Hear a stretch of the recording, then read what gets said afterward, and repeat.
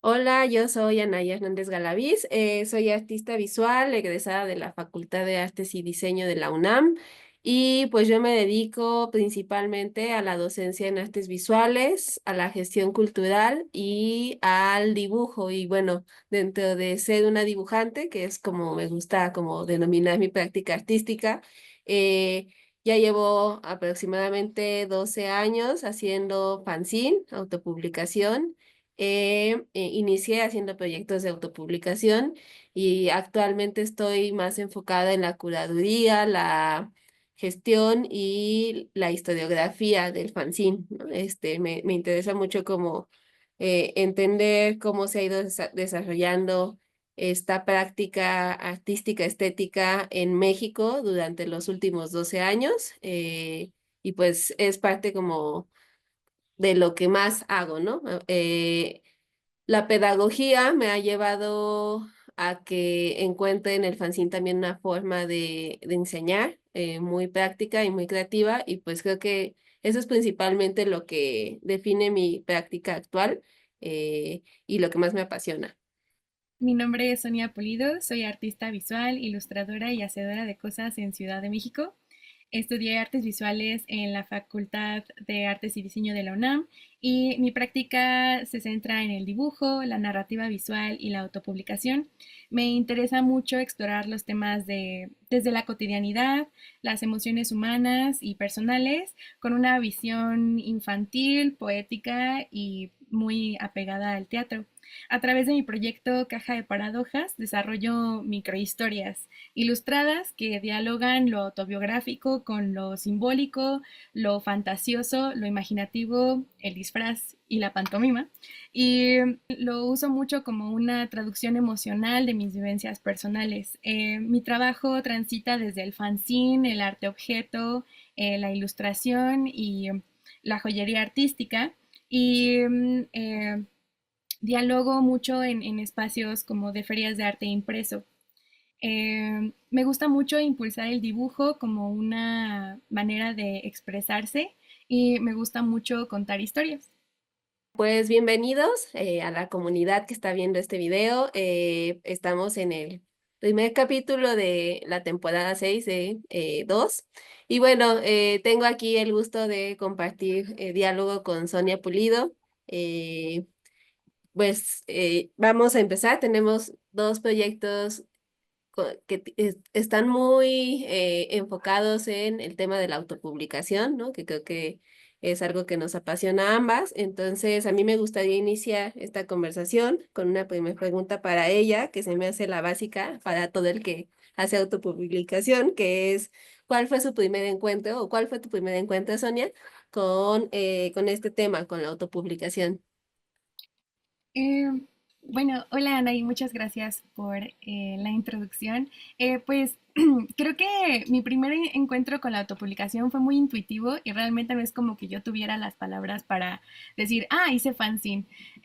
Pero fue estando muy chica en realidad. Y fue gracias a mis papás nos leían muchísimo de niñas y entonces yo vi como esta necesidad en algún punto de contar historias. Entonces, em, lo único que yo sabía hacer de chica era dibujar, no sabía escribir y creo que a fin de cuentas ese ha sido mi vocabulario, solo sé dibujar, pero recuerdo que le dije a mi papá como de, oye, se me ocurrió un cuento increíble y yo te lo voy a dictar y yo lo voy a ilustrar. Y entonces, o sea, como que regresándome como a eso, creo que ese fue como el primer momento. Y justo lo recuerdo mucho porque en pandemia, o sea, como que ya mi primer acercamiento diciéndole fanzine fue en pandemia debido, pues justo por la pérdida de mi papá. Y como para recordar esto y también como la inmediatez que te da el fanzine, de que no necesitas pasar como por filtros para publicar algo, para mostrar algo al mundo, fue que hice como justo un pequeño fanzine como diario, recordando un poco, eh, recordándolo a él y como que pues justamente para hablar sobre la pérdida, ¿no? Y mi duelo. Entonces ese fue como mi primer acercamiento y justo fue como o sea, como que recuerdo mucho la inmediatez en la que fue como de, lo pongo al mundo y quien lo quiera leer lo va a leer y alguien va a conectar. Yo justo como en este sentido me gustaría preguntarte, em, ¿qué, cómo eliges tú, por ejemplo, los temas o las narrativas que te gusta abordar en las autopublicaciones o los fanzines? Bueno, pues ahorita que estaba escuchándote, se me hace muy bella la coincidencia, que la coincidencia no solo va con el tema del fanzine, sino con los temas personales, porque yo también, bueno, ya perdí a mi papá unos meses antes de la pandemia, o sea, no fue por la pandemia, pero justo, aunque ya llevo, como dije, ya 12 años haciendo autopublicación, para mí... el fanzine siempre ha sido un medio en el que me puedo expresar de manera más libre, sin tener tanto esta presión de las temáticas, los conceptos, incluso las técnicas como súper iluminadas de lo que es un artista plástico, ¿no? Y como ese lugar como muy inmediato en donde puedes verter tus emociones, tus sensaciones, ¿no? Entonces, yo no diría que mis temas son muy específicos, sino más bien mis métodos, porque, bueno, pues la vida es así, ¿no? O sea, no es tan específica. Este, eh, y de la pandemia para acá, o sea, digamos que yo antes de la pandemia tenía como ciertas temáticas relacionadas con lo que a mí me gusta llamar dulces visuales, ¿no? Que son así como esas ganas de solo dibujar por dibujar alguna secuencia, ya fuera narrativa o fueran solo así como un tema en específico y pues publicarlo y ver a quién le hacía sentido y reaccionaba hacia eso, ¿no? Y pues no sé, hacía cosas desde de pronto medias abstractas y conceptuales hasta cosas como muy ilustrativas. Y después de la pandemia, pues yo empecé a trabajar con temas mucho más específicos que la mayoría tienen que ver con más que el duelo, o sea, creo que ese también es parte del proceso, pero con el sentido de existencia o de trascendencia de la humanidad, ¿no? O sea, que creo que es una pregunta que inevitablemente se hace uno después de pasar por procesos de muerte. Entonces, casi todas mis publicaciones tienen que ver con esto actualmente, con una búsqueda de la trascendencia, así de abstracto como suena, ¿no? Y que me puedo ir a cosas así como súper no sé, científicas o otras mucho más ocultistas, espirituales, hasta esotéricas. Y bueno, un poco como en esa lógica, me gustaría también a mí saber cuál es el origen de tu proyecto ya específicamente de autopublicación o cuando ya tú nombraste como el proyecto de Caja de Paradojas, ¿no? Este, ¿Cómo fue ese camino?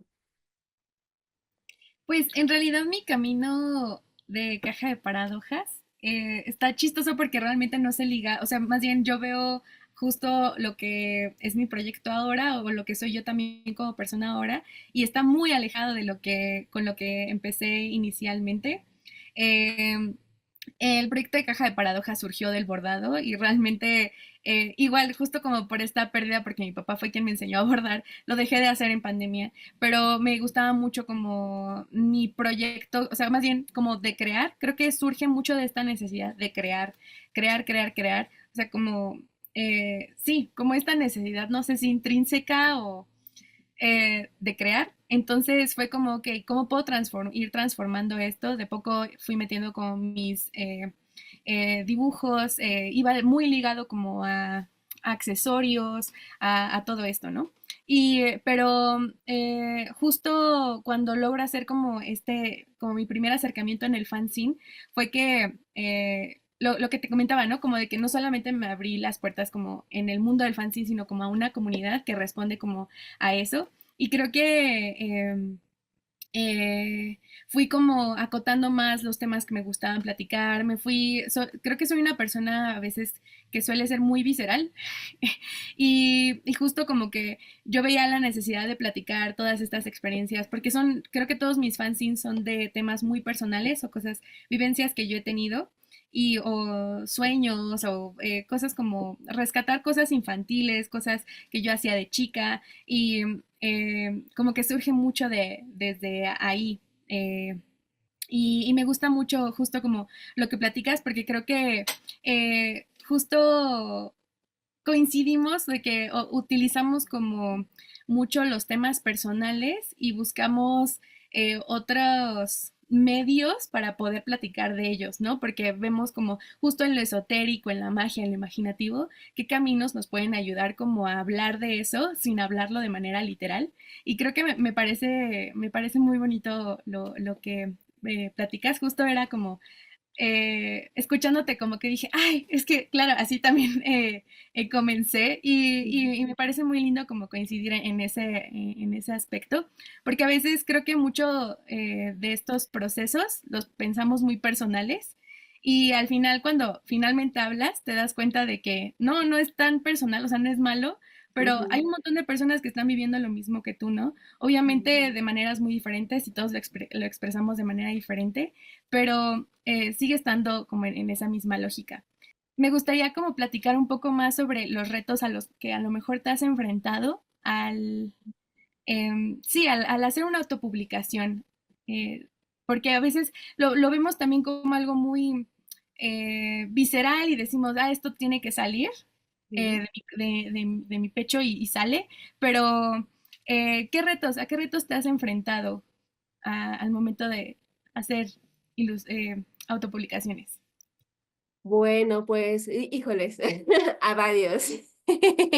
Em, el principal, o el que para mí es más importante como trascender, es esta necesidad de que lo que hagamos tenga un sentido académico muy específico, ¿no? O sea, ahorita como que te escuchaba hablar de estos temas personales y yo me tardé un poco en entender que lo personal es político y que no está mal, ¿no? Y que en realidad es mucho más fácil que la gente pueda, el espectador, el consumidor, como le queramos llamar, pueda identificarse desde temas personales que desde temas que se trabajan en agendas públicas, sea gobierno, sea cultura, sea lo que sea, ¿no? Entonces, creo que ese fue de los principales retos que siento que de pronto las escuelas nos meten mucho ahí, ¿no? Como en la idea de que los conceptos son importantes y esos conceptos tienen que estar súper elaborados y tienen que ser como súper filosóficos. Y no es que no sea así, pero la aproximación creo que sí es muy distinta a como luego se maneja, ¿no? Y aparte de eso, yo creo que otro de los principales retos a los que me sigo enfrentando, pero pues yo he tratado de, como desde mi perspectiva, ir sanando, es a la falta de pronto de profesionalización y de ética en los medios creativos, ¿no? Y de que como que esta pasión y esta estudiar esto que para la mayoría pues es una elección de vida bastante potente porque sabemos que no es como que haya campos gigantes de de trabajo y de dinero, ¿no? Pues luego está como muy confundida con que seamos demasiado abiertos y personales con nuestros compañeros de trabajo y que eso se pueda volver otras dinámicas, ¿no? Unas dinámicas distintas. También quisiera rescatar algo que mencionaste como de esto de profesionalizarlo, ¿no?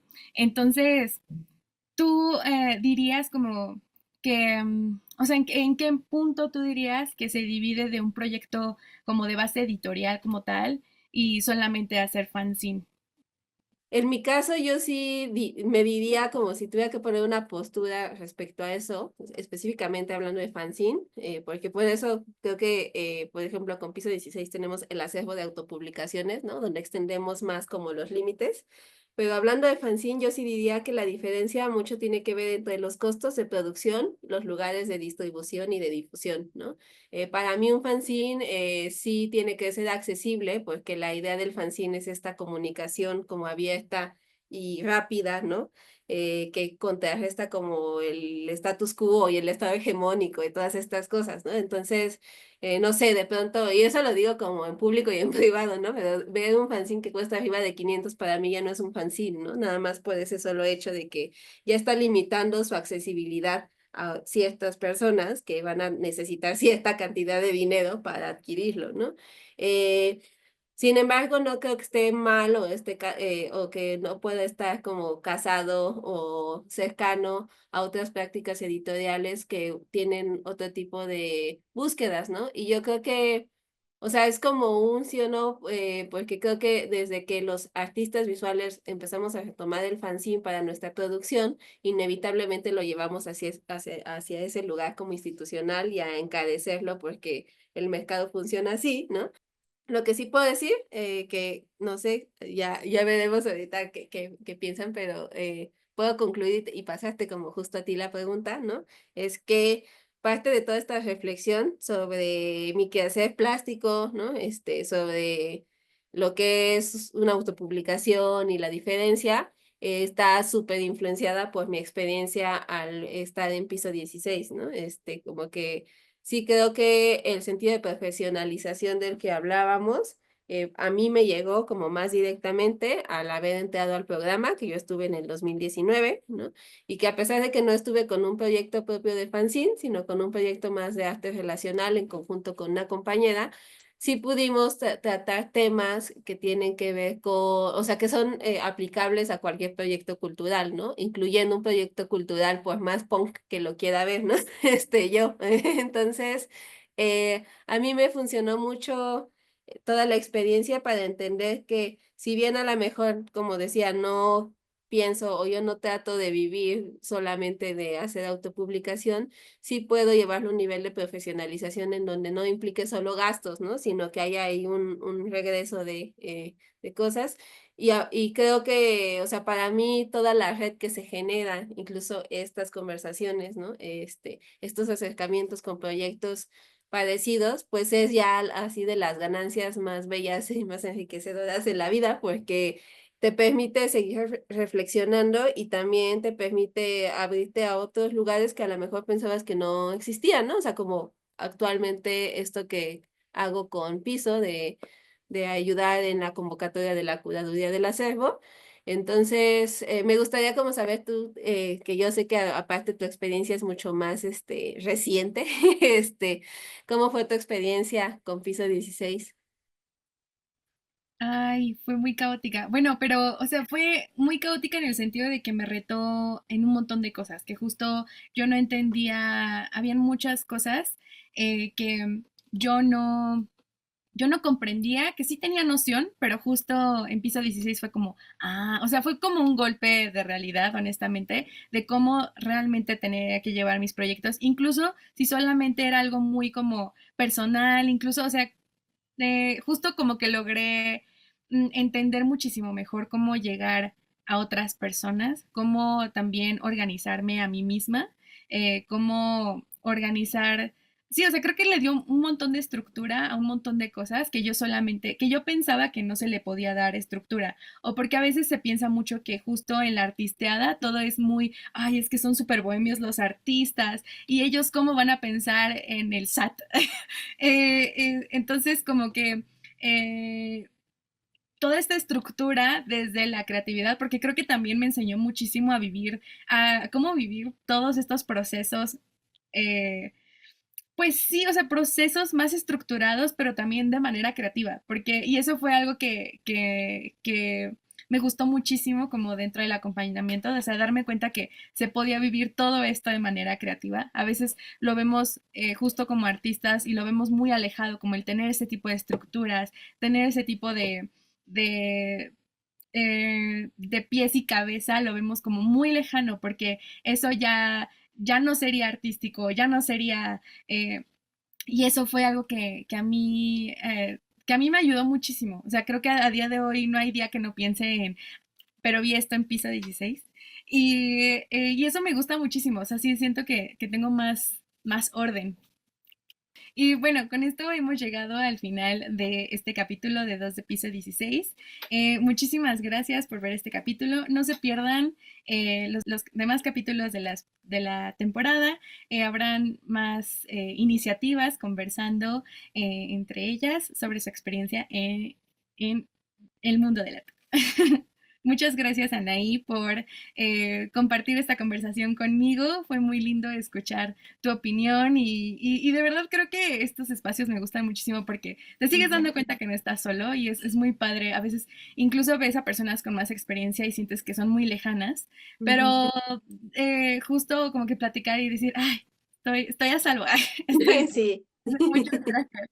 No, gracias a ti, porque sí, siempre se agradece la compañía y convivir con gente que tiene posturas y visiones y hasta experiencias de la vida parecidas. Y pues gracias a Piso. Y bueno, yo también los invito a ver el segundo capítulo de la temporada 6 y pues también a seguirse acercando a Piso a todo lo que hay, ¿no? Porque no nada más es estas maravillosas cápsulas, sino lo que está dentro de Piso 16 y todos los proyectos que ha generado, esa inmensa red que ya, pues ya está, y cada vez se nutre más, ¿no? Y que sorprendentemente, o sea, yo todavía no puedo creer las generaciones que ya pasaron por ahí, entonces, pues acérquense, vean los proyectos, vean la página web y escuchen todos los capítulos de dos.